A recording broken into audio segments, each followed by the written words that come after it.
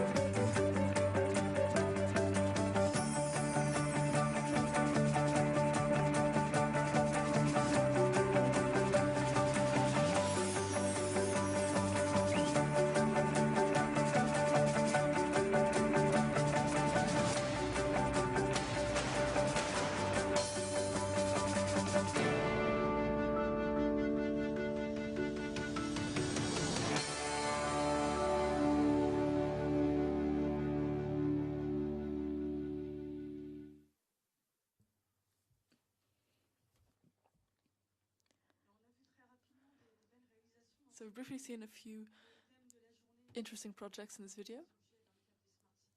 And how Internet of Things can be used in Smart City.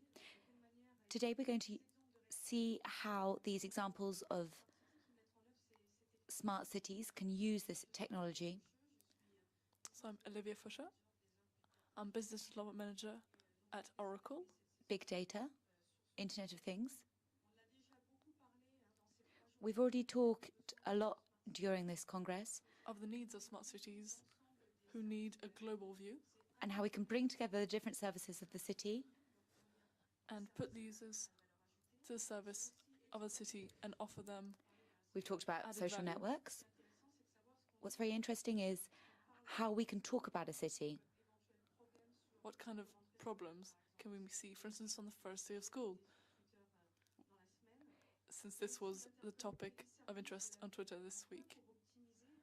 And how can we optimize and interconnect and shorten the interconnectivity and the processes that come from the municipal powers between different cities?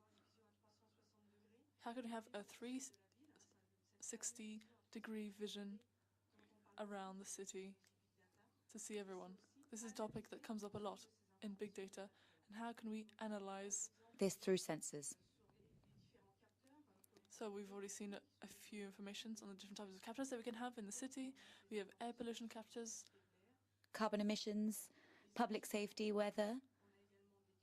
We also have sensors for how can you find the right parking spaces and different urban services in transport. And waste collection. So these are all at our disposition to exploit. How can we exploit this information properly? Because this information, the volume of information is growing, which is something we've mentioned before. So we need platforms that will allow us to collect this data en masse in real time, which is more interesting. And then how can we organize them, filter them, sometimes make them richer? And then enrich this data by, for instance, other data or images. By establishing correlations. And then lastly, restock them. How can we and finally analyze? To collect a value from them and be able to predict things. And to find the statistics that we need in order to improve in real time the lives of the citizens. At Oracle, we offer solutions for all these different steps. Oracle since 40 years, has been a specialist of business data. and with this immense new arrival of data, which has become very, very voluminous on social networks and by sensors, we can use this data in order to exploit new ways of living. And sometimes we have the data, but we're not exploiting it and harnessing results from it. so we need now that the public sector takes control advantage of this new data. So the 4 new uses of smart cities. We've got the public health safety, sector. social welfare, And what I'd like to talk about is to see examples of practical cases in 3 different we're going to take industries. social safety, public transport.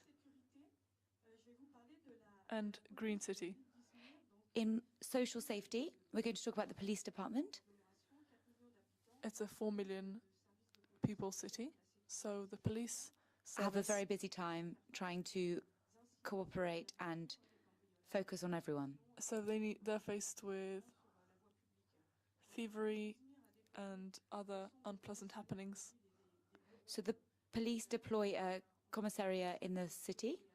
There's about 35 different agencies across the city, so they've set up a project that aims to put cameras throughout the city, and cameras that can recognize car Visual identification. faces, and So when they see emergency calls, they can be more active. and identify immediately the vehicle or the person that might perhaps have been so that they can involved, share live information and with even different anticipate. police stations and make sure that So 30% of these instances are now dealt with more rapidly. Another example I'd like to talk to you about is Transport of London. We were talking about London earlier.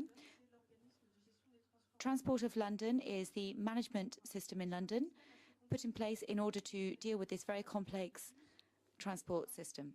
There is the trains, buses, and also all the All Oyster rivers. cards and users of this huge transport network. so this involves thousands of different indications. And video cameras that have been put in place in order to manage this population of users.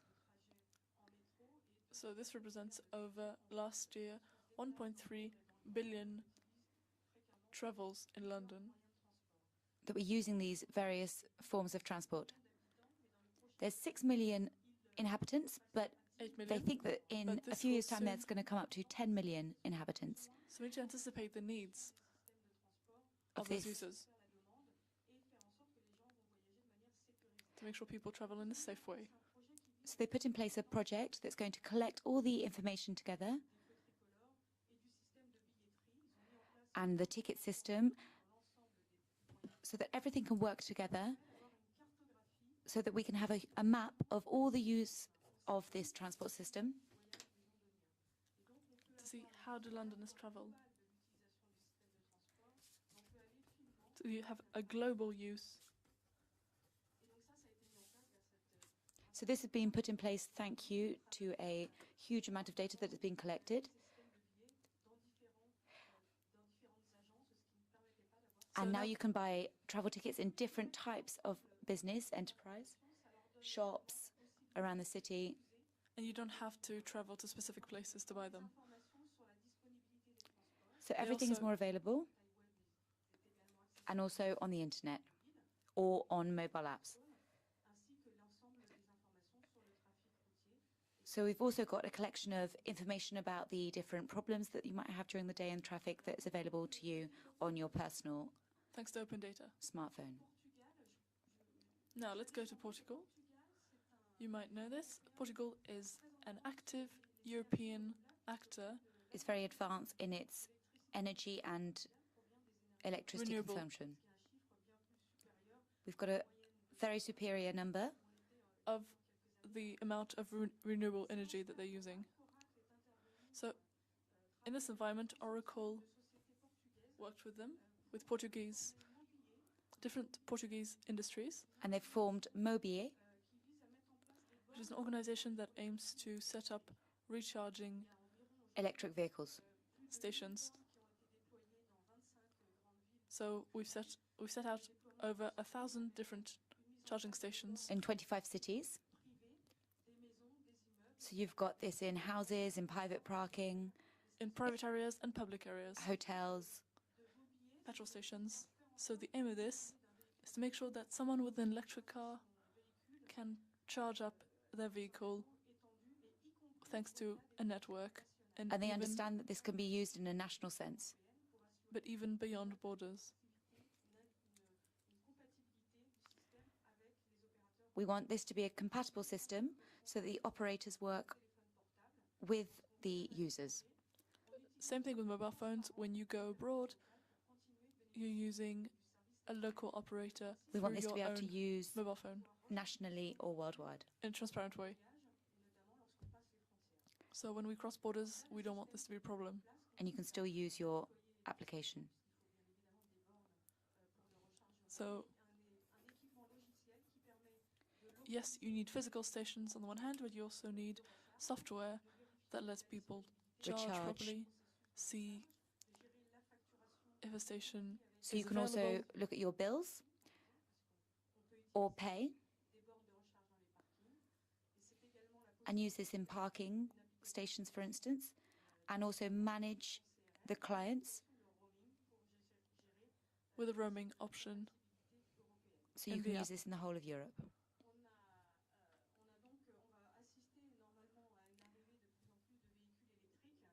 So the number of EVs are should growing. Increase. And so the structure is ready to welcome them. And put in place.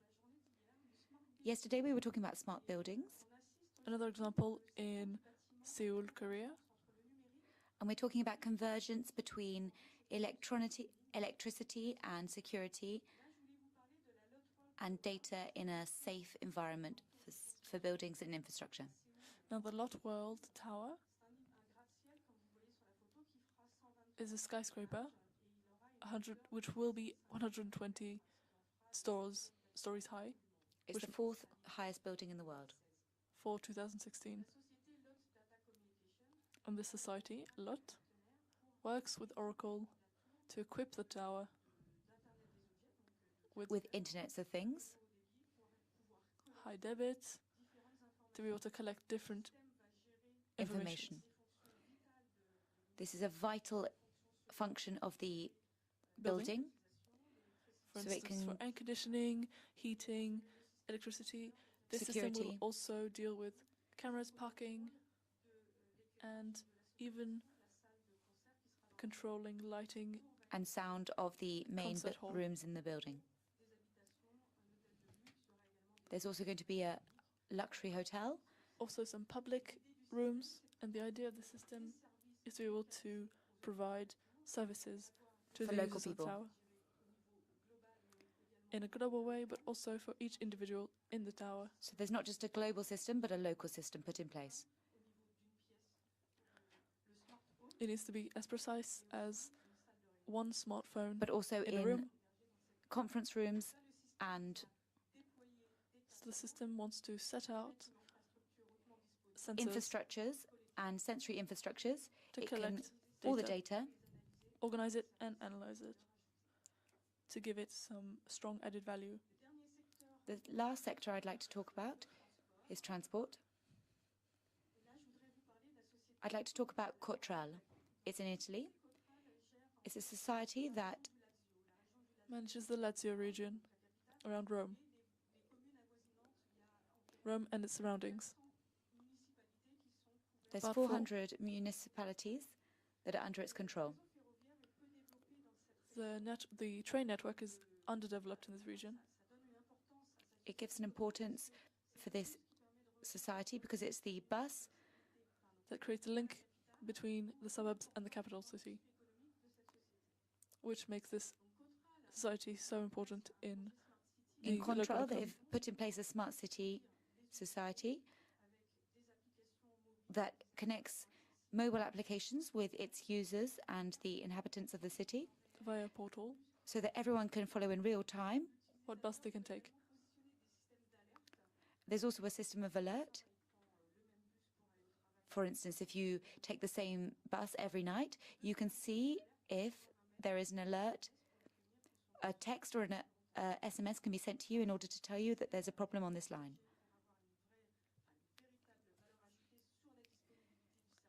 So this gives a strong value to the data that's collected. And the second role of this project is to put sensors On buses so that we know that if there are any needs. For maintenance. So this information goes back up to one of the 50 control centers. So this goes on levels of the motor, the petrol, the acclimatation. Thanks to predictive, we can know when there might be a technical problem and limit these so that the mobility of the bus is maximized throughout the day. And studying this information, such as if you put it in contact with meteorological weather forecasting.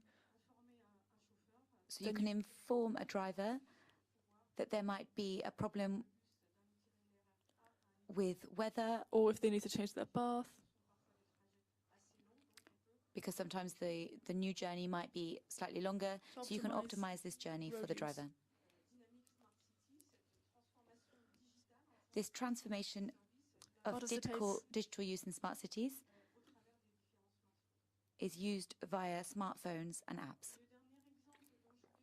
The last example that I'd like to mention is the San Francisco Park project. It's used by San Francisco. It's how to manage parking space. It assures that with data that we can see that there's always 15% of free places in a neighborhood. We put the sensors in the tarmac so you can see which spaces are free through these sensors.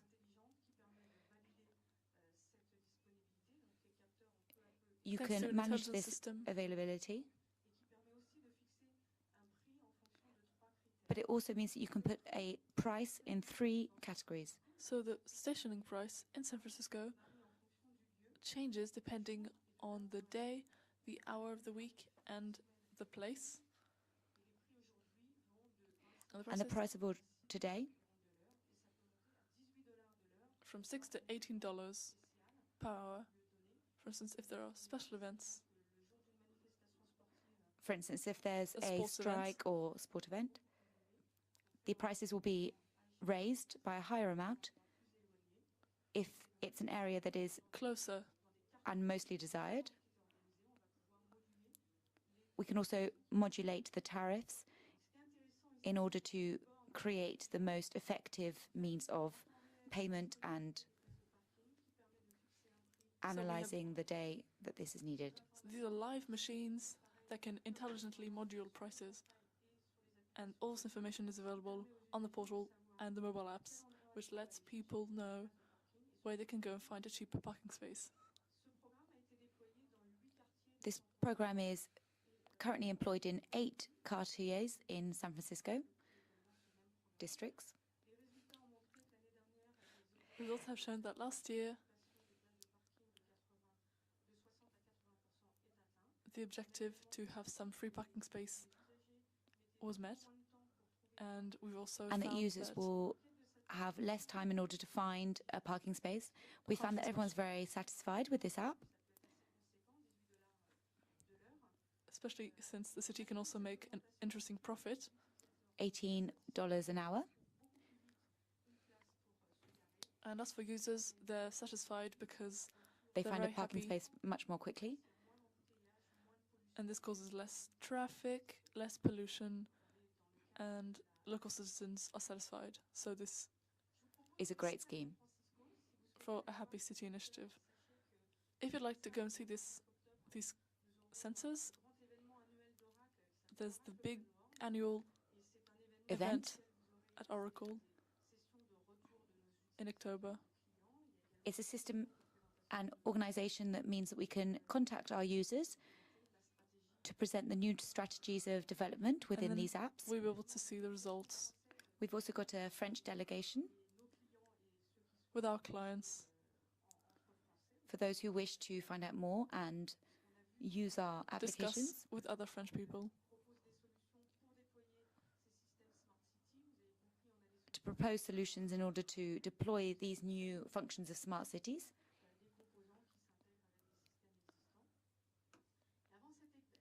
With our intelligent objects. And in Paris, for that, a digital transformation. So here you will be able to see opinions of our French clients, especially the Accor group with Orange on the use of big data. And we'll have animated sessions about the new projects with our consultants. And Mark Hurd, the CEO, will come and give a session. And Gonzalo Quesada, the team, the French manager football team of trainer, will come and give a speech. This will be in the middle of the rugby. Sport is a very big user of the Internet of Objects. Doing the Rugby World Cup. So there'll be an interesting relation there. Thank you very much for your attention. I'm available for any questions. I've come with colleagues who are more specialized in the public sector, so don't hesitate to contact us, and